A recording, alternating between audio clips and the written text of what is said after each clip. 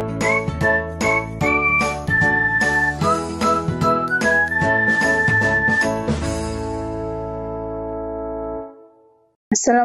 warahmatullahi wabarakatuh. Pada video kali ini saya akan melanjutkan pembahasan kita yang sebelumnya saya membahas tentang pengkantor machine learning. Sekarang saya sudah masuk ke machine learning-nya di salah satu metodenya. Tapi sebelum membahas ke intinya atau ke metode yang pertama, saya review sedikit. Jadi untuk terminologi dari atau bahasa-bahasa yang sering atau kata yang sering muncul ketika kita belajar machine learning. Nah, itu supaya nanti ke depannya kita tidak bingung. Jadi yang pertama itu adalah dataset. Ada dataset. Dataset itu adalah sekumpulan data yang digunakan dalam machine learning. Kemudian dalam machine learning juga ada yang namanya training set. Training set nanti pasangannya adalah testing set. Jadi ada proses training, ada proses testing. Jadi machine learning seperti itu. Jadi training set adalah kumpulan data yang digunakan untuk melatih atau mentraining suatu mesin. Kemudian ada yang namanya record, sample, tuple, instance. Itu adalah satu barisan dalam satu data set yang memiliki fitur dan label. Tidak semua record atau tuple itu mempunyai label, tergantung dari datanya. Kemudian ada yang namanya fitur atau atribut. Jadi fitur atau atribut adalah informasi yang ada pada sampel. Informasinya itu dapat berupa sifat, properti, karakteristik objek yang nilainya bisa bermacam-macam dari satu objek dengan objek yang lain. Kemudian ada yang namanya label sama target. Jadi label atau target itu adalah yang menjadi target dari prediksi atau label, jadi penamaan. Nah, kemudian untuk dataset nanti sampai ke depannya kita kan bermain dengan dataset atau menggunakan dataset dalam proses latihan untuk machine learning. Nah, ini adalah beberapa contoh dataset repository. Jadi kita bisa mengambil dari beberapa web yang sudah ada. Tapi yang paling sering digunakan yaitu ini. Jadi UCI Machine Learning atau Kaggle. Nah ini, jadi kita datasetnya bisa ambil dari situ kalau untuk bermain atau belajar machine learning. Nah, kemudian di video sebelumnya juga pernah saya bahas jenis-jenis dari machine learning itu terbagi menjadi dua. Ada banyak sebenarnya, cuman yang saya bahas di sini nanti ke depannya hanya dua, yaitu yang supervised learning sama unsupervised learning. Nah, untuk supervised learning itu ada regresi dan juga klasifikasi. Klasifikasi itu juga dibagi menjadi ada banyak modelnya. Kemudian untuk unsupervised learning itu ada clustering sama asosiasi. Nah, untuk video kali ini saya akan membahas tentang machine learning yang paling sederhana, yaitu regresi. Jadi supervised learning yang regresi. Oke, selanjutnya saya paparkan dulu ilustrasi dari supervised learning. Jadi kalau supervised learning itu adalah pembelajaran sistem dengan pengawasan. Kalau unsupervised learning adalah pembelajaran sistem tanpa pengawasan. Jadi ini dengan pengawasan. Kalau ini tanpa pengawasan.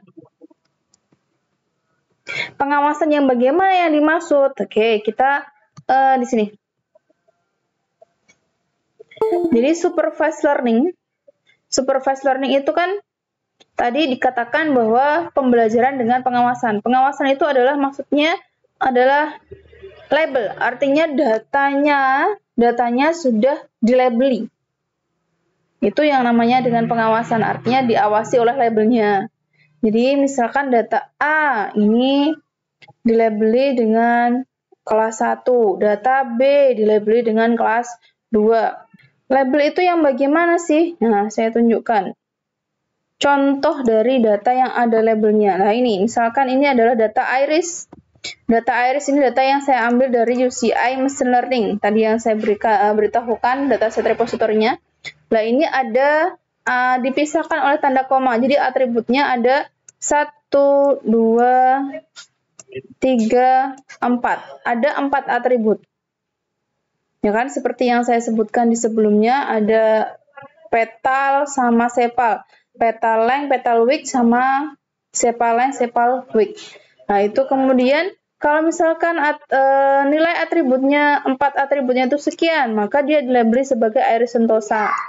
Kalau misalkan nilai atributnya sekian, maka dia dilabeli sebagai iris versi color dan seterusnya. Ini yang namanya label. Kalau data atributnya yang ini. 4 atribut. Nah, sampai di sini paham ya? Jadi ini data yang ada labelnya. Jadi kita masukkan atributnya dan labelnya. Itu untuk supervised learning atau pembelajaran yang diawasi. Nah, selanjutnya data training. Oh ya, saya tadi kelewatan. Jadi data training ini ada bisa berupa data macam-macam, bisa data berupa data gambar, data suara, bisa. Jadi bisa macam-macam, bisa data suara, kemudian gambar, bisa juga data apalagi ya, dokumen atau macam-macam lah. Nah, data ini ada data mentah. Data mentah ini harus diekstraksi fitur. Nah, jadi dia harus diekstraksi fitur, kemudian ekstraksi fiturnya, setelah diekstraksi fitur ini nanti bentuknya dalam bentuk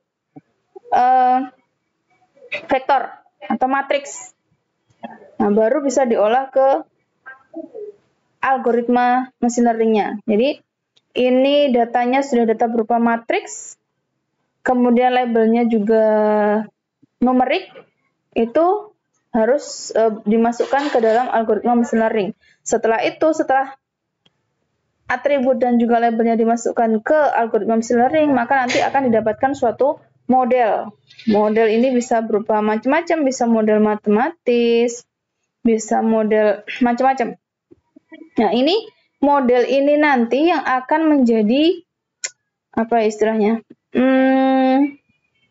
Hasil pengetahuan dari sistem. Artinya setelah dipelajari algoritma machine learning, setelah di learning atau sudah di training, sehingga dia memahami data fiturnya tadi beserta labelnya. Kalau fiturnya seperti ini nilainya, maka dia dilabeli A atau labeli 1. Kemudian kalau fiturnya seperti ini, maka dia akan dilabeli 2. Nah, itu sudah dikenali oleh si sistem. Yaitu hasil pengenalannya tadi dulu dinamakan dengan model. Nah, model ini nanti yang akan menjadi acuan untuk sistem mengklasifikasikan data baru. Jadi ada juga proses yang namanya testing. Jadi kalau ini semua adalah yang namanya proses training. Kalau yang ini adalah proses testing. Jadi proses testing ini adalah data baru yang diekstraksi fitur atau dibuat dalam bentuk vektor fitur tanpa label. Jadi data baru tanpa label, kita nggak tahu data ini masuk kelas apa atau labelnya apa. Kita masukkan ke dalam model yang telah didapatkan tadi, sehingga nanti akan terklasifikasi berdasarkan hasil modelnya. Jadi nanti data ini ternyata masuk kelas 1 atau masuk kelas 2 dan seterusnya. Atau kalau misalkan contohnya tadi data iris, dia masuk iris sentosa, ternyata data barunya ini. Oke, paham sampai sini? Nah, ilustrasi gampangnya lagi seperti ini. Jadi misalkan kita punya sekelompok, kalau supervised learning ya, jadi misalkan kita punya sekelompok buah-buahan macam-macam dan kita labeli masing-masing buah tersebut. Jadi ada jambu air, ada anggur, ada delima, ada nanas, ada manggis, dan seterusnya. Beserta ciri-cirinya. Nah, ini tadi kalau misalkan buah-buah ini sudah dilakukan ekstraksi fitur atau diambil atributnya, ada banyak metode ya untuk ekstraksi fitur. Nah, serta sudah dilabeli, kemudian dimasukkan ke dalam sistem supervised learning. Maka nanti ketika kita masukkan buah-buah baru, misalkan, nah dia akan mengelompok berdasarkan labelnya tadi. Masing-masing buah akan mengelompok berdasarkan labelnya. Jadi ada jambu air, ada anggur, ada delima, ada nanas, manggis, dan seterusnya. Itu kalau supervised learning. Oke, paham ya sampai di sini? Nah, selanjutnya unsupervised learning. Kalau unsupervised learning, kalau tadi supervised learning adalah pembelajaran terawasi atau dengan diawasi. Kalau unsupervised learning itu adalah pembelajaran tanpa pengawasan. Artinya data yang dimasukkan ke dalam algoritma machine learning itu hanya data atributnya saja tanpa ada labelnya. Sehingga ketika dimasukkan ke dalam algoritma machine learning didapatkan juga suatu model. Nah, model tadi itu sebagai acuan ketika ada data baru. Jadi ketika ada data baru, data testing, nah itu akan diolah berdasarkan model tadi menjadi suatu klaster atau representasi. Jadi kalau untuk supervised learning, dia akan diklasifikasikan atau ada prediksinya. Kalau untuk unsupervised learning, dia akan dikelompokkan atau direpresentasikan. Nah, ilustrasinya seperti ini. Nah, jadi untuk unsupervised learning bisa saya ilustrasikan seperti ini. Ini misalkan kita punya sekelompok data, artinya data ini sudah diekstraksi fitur. Artinya sudah dibuat dalam bentuk matriks. Selanjutnya, data tersebut dimasukkan ke algoritma unsupervised learning, maka kalau di supervised learning, tadi dia akan mengelompok berdasarkan labelnya. Tapi kalau untuk unsupervised learning, dia akan mengelompok berdasarkan data yang mirip. Jadi, data yang mempunyai kemiripan yang dekat, dia akan mengelompok menjadi satu. Sehingga di unsupervised learning ini, kemungkinan bisa terjadi beberapa kelompok. Jadi, tidak tergantung labelnya, karena nggak ada label kan di sini. Jadi, nggak ada labelnya, sehingga ketika masuk dalam supervised learning, dia akan menjadi beberapa kelompok atau beberapa klaster. Dan kebetulan ini mengelompok, kalau kita perhatikan jambu sama delima lebih mengelompok karena dia memiliki warna yang sama. Anggur, manggis, buah tin juga sama, memiliki warna yang sama. Nanas sama mangga juga memiliki warna yang sama. Nah, ini kebetulan mengelompok berdasarkan warnanya, karena kemiripan antar kelompok ini yang paling dominan adalah kemiripan di warnanya. Seperti itu. Nah, clustering ini gunanya untuk apa? Jadi bisa jadi clustering ini kelompok data kita cluster, kemudian hasil clusternya kita analisis bisa, atau ini juga bisa digunakan sebagai langkah awal pelabelan. Artinya ketika kita punya data tanpa label, data mentah tanpa kita ketahui labelnya, maka bisa kita clustering, kita lakukan atau clustering sehingga si data mentah tadi bisa menjadi beberapa cluster, baru kita labeli, kita analisis, baru kita labeli. Ternyata di cluster pertama atau di kelompok pertama itu dia mirip berdasarkan apa ya kira-kira yang dominan, sehingga ini bisa kita labeli satu, kelompok ini kita labeli dua, yang mana satu itu artinya apa, dua artinya apa, dan seterusnya, seperti itu. Sehingga setelah kita labeli mungkin bisa kita manfaatkan juga, kita masukkan ke supervised learning untuk melatih sistemnya. Seperti itu. Selanjutnya adalah saya bahas machine learning yang paling sederhana, yaitu adalah regresi. Di regresi ini adalah salah satunya dibahas di mata kuliah statistik. Nah, secara umum